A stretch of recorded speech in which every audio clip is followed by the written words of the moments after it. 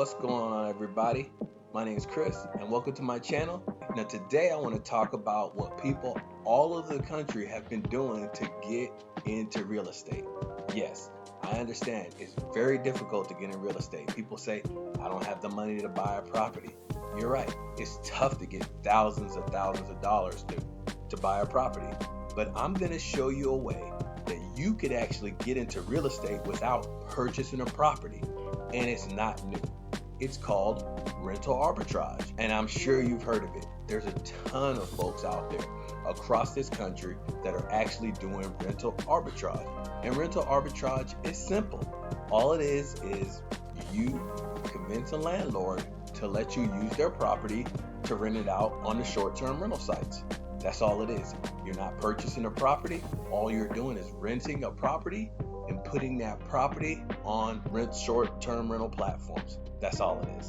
So what are the 5 things that you have to do to get started? We're going to go over it. The first thing that you have to do is you have to research the market. My recommendation is go into a market that you understand. Now, I'll tell you, there's people that are running this play all over the country, right? They're doing rental arbitrage in different states. There's people who are doing it in different countries. My advice to you is go somewhere local if you can.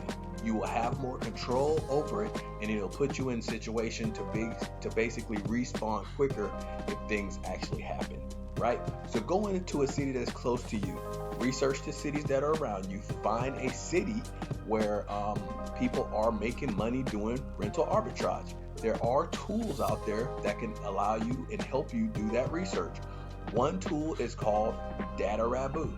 DataRabbit is a free tool that you could go into and put in addresses and see what it would do on short-term rental sites. So you put the address in and it basically tells you what type of money that will make. You can also use another tool called AirDNA.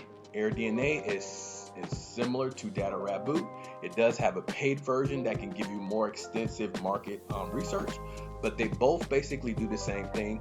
They allow you to put addresses in and let you see what similar properties and like properties that are close to that property are making on short-term rental sites. So you don't have to do any guessing. You could basically use those tools and it will tell you what other people are actually making doing those properties in the same area. The other thing you can do is you can go on Airbnb or VRBO. Yes, you could literally just go on those websites and basically put in addresses, and you will see properties that will come up that are close to that address, and you will see how much they are renting their properties for, right? So that'll give you an idea of how much you could rent a similar property for in that area, right? So if you have a property that you're looking at on that same street or in that same neighborhood and it's similar to that property, you put your address in, you go on Airbnb, you look at rentals that they're comparing it to that are close to it, and you look at it and say, I can get $125 a night. If I can stay at a 70% vacancy, what will that give me? If I'm at a 50% vacancy, what will that give me? You run all your numbers and you understand where you're going to be, and you make a decision like that.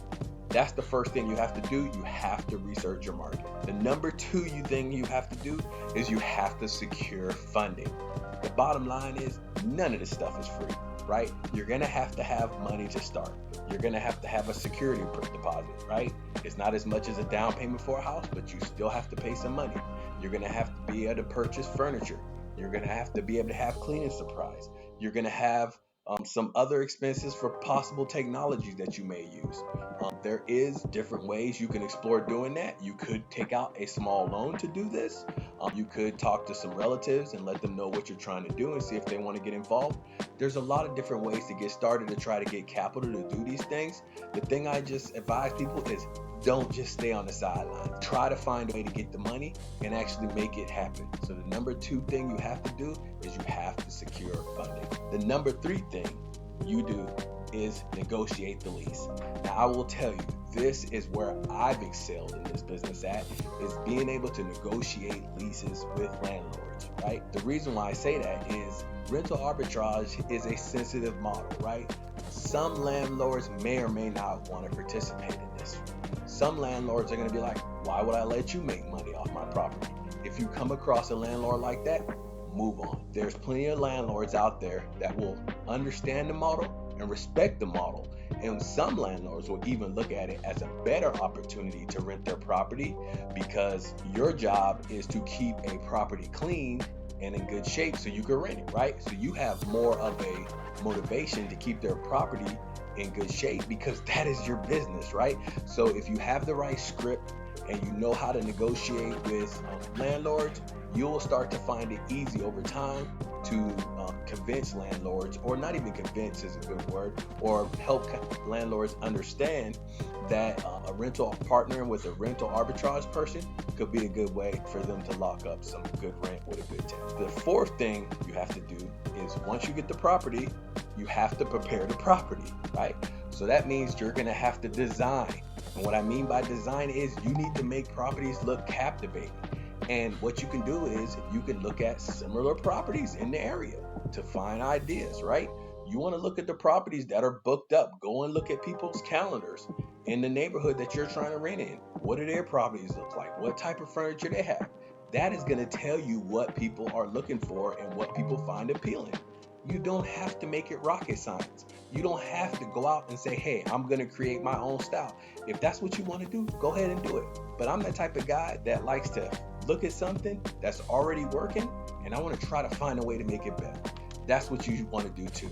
If you notice that these people have this type of furniture and they keep a high occupancy, hey, get that similar type of furniture. That's what people are clicking on. That's what they like. So don't think too hard about it. Just think very pragmatic about it and say, hey, I just want to do what's already working. I want to decorate my property similar and just basically ride the wave that's already there. The next thing you have to do is you have to list the property.